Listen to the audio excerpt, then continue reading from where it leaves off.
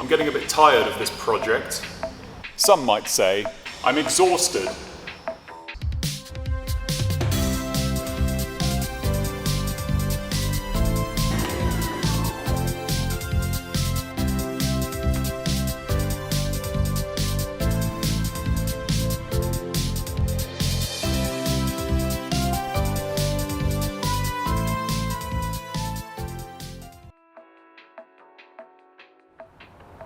Exhausted!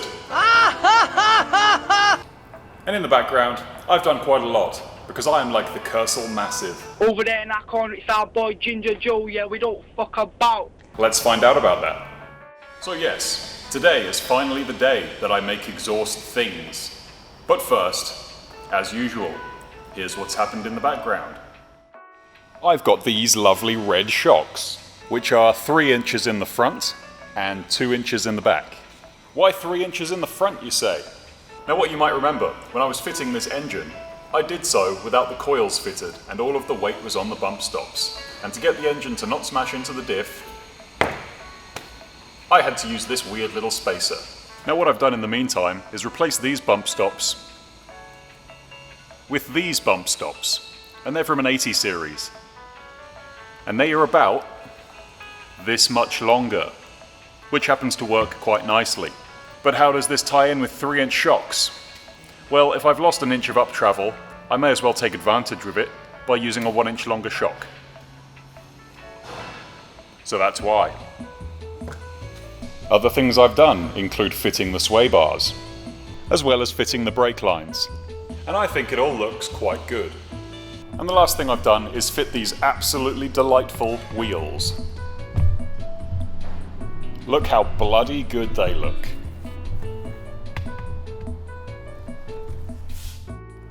Now, seeing as I like to measure absolutely everything, I did so with this as well. And the reason I got these wheels was to compensate for the wider diffs from fitting the ones from a GU Patrol.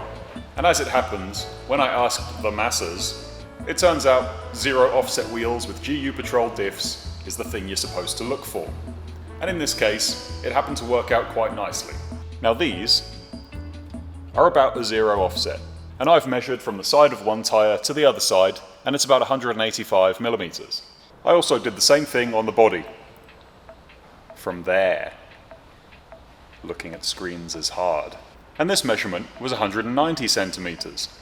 And what this means is that my wheels are going to sit about 7.5 millimeters inside the guards, which is very nice. Anyway, back to today's episode. This exhaust is not quite good enough, so I need to make it proper. Now what you might remember from one of my other crap episodes was I wanted to make an exhaust from this side to run underneath the engine. And I'm going to do exactly that, but unfortunately I have to deal with a technicality.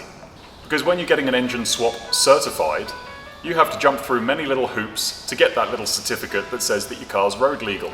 One of these says that your catalytic converter must be fitted in the same position as from the factory. And this is where I'm going to be entering a little bit of a grey area. If I simply bolt on this weird little manifold thing, it's going to hit the frame. So what I have to do is chop the catalytic converter, rotate it, and then mount it this way. So it's going to be 90 degrees out. But it'll be in the same place. Anyway, this is one of those situations where spending money is inevitable. So where on earth am I going to find several sections of mandrel bent stainless steel pipe?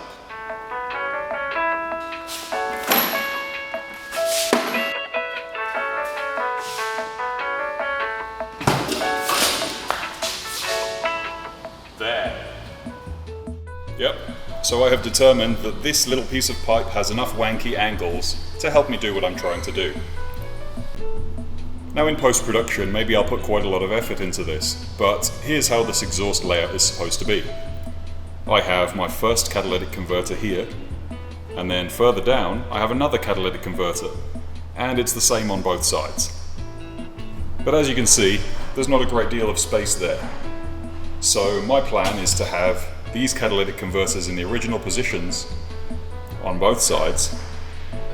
This pipe will go down and underneath as before, and then both the pipes will kind of converge here, run alongside each other, and then the other 2 catalytic converters are going to be side by side here, where I can then fan them off, or whatever you call it, into mufflers, and then out the back of the car, like they normally are. So with that out of the way, you know what time it is. You know what time it is? Disco time. Hang on. No, it's time for a montage.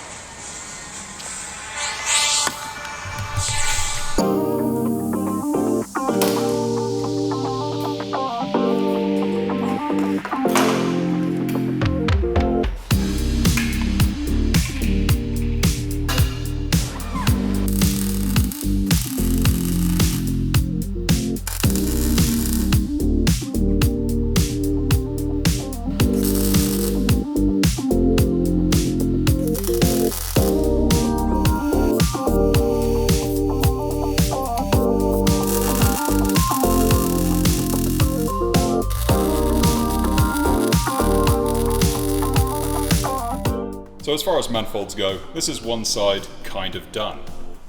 Now I understand that these are some of the most disgusting welds you've ever seen in your life, but they're holding it in position for now, and I'm going to grind those back and maybe run a TIG over them to clean them up, or just completely redo them. And that's sitting in a nice spot. You're supposed to have 10mm around everywhere, at least, and I've got, probably 15mm. Maybe I've got stumpy fingers, but you can get it all the way around there. So that should be okay, as long as I tidy up those welds. And the factory angle here is now kind of naturally pointing in this direction, because I want the exhaust to kind of go under that ridge there. So, aside from the welds, this is working out really nicely.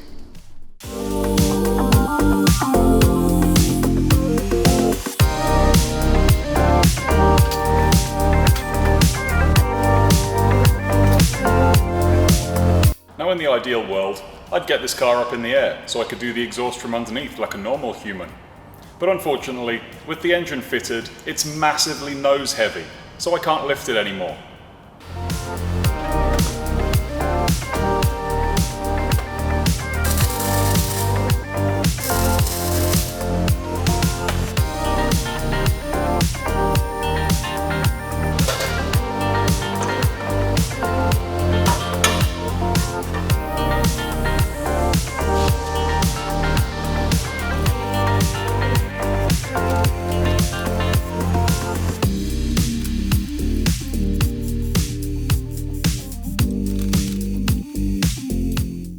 Now don't mistake this for good welding.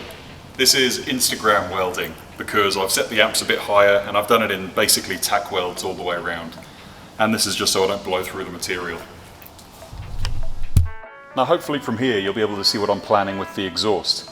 I'm going to have another catalytic converter here, the same on the other side. And there you can see the end of the exhaust that's wrapping around from the left bank. I'm going to chop that a bit closer and get a 90-degree angle on it so that it runs down here. And then this one, after the catalytic converter, is going to do the same thing. But the exhaust pipes are going to be on top of each other, because there's not enough room to put them next to each other. Now this is the part of the exhaust that doesn't rely on my own welding, because my welding is not that good. Now when you see people making exhausts, most of the time, they'll just butt it up against the other side like that, and they'll TIG weld around the top. And you get a mixed bag on YouTube. Most of the time people don't purge weld, which is filling the pipe with inert gas so that it doesn't penetrate all the way through and give you some horrible kind of porous weld on the inside. And then in a lot of them, you get them just welding it up like this with either MIG or TIG, making it look beautiful on the outside, but on the inside it looks like shit. So what I'm going to do, like your father does to your mother, is expand this tube so the smaller one fits inside it. And what this will do is it'll offset the seams so that my weld will be almost isolated, and whatever I do to it, it's not going to push all the way through and cause any obstruction in the pipe. Now to do this, I'm using this horrendous looking machine. It's basically a hydraulic jack with a tube on it that expands as you contract it, and it works like this.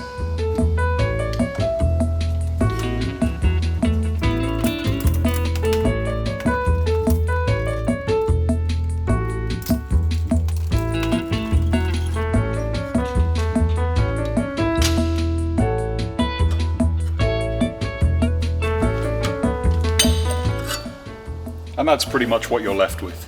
A flared bit of pipe The other side just slots in there. Probably gives you a couple of degrees of leeway, depending on how crap your measurements are. And the advantage of this is going to be, if this is the edge of the pipe, it's now here, aligned with this, and any welding that I do here is not going to penetrate the pipe, and it's not going to affect these two edges.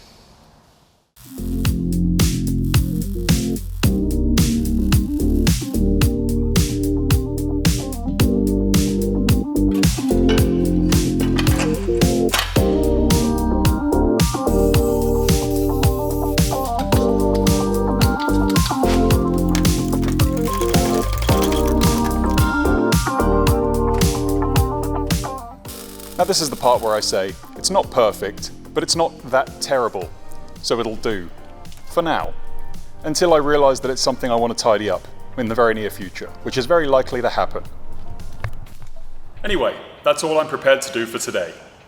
I've done all the complicated bits, the things that are likely to get me into trouble have been done. I've done all the tricky bits, the only thing that's left to do are the simple bits, which are 2 straight pipes from there to somewhere around here.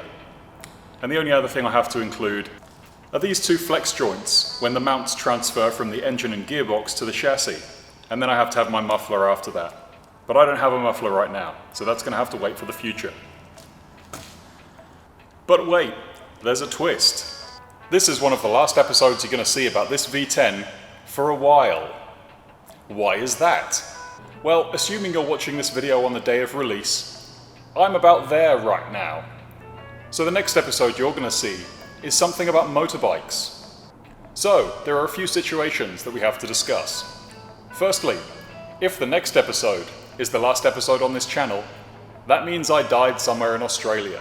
However, if the next episode that's about motorbikes is the last video ever uploaded to this channel, that means I died somewhere around here. So there's some food for thought.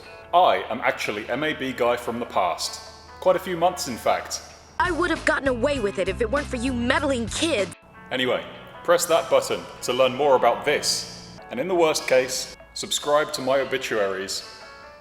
Bye.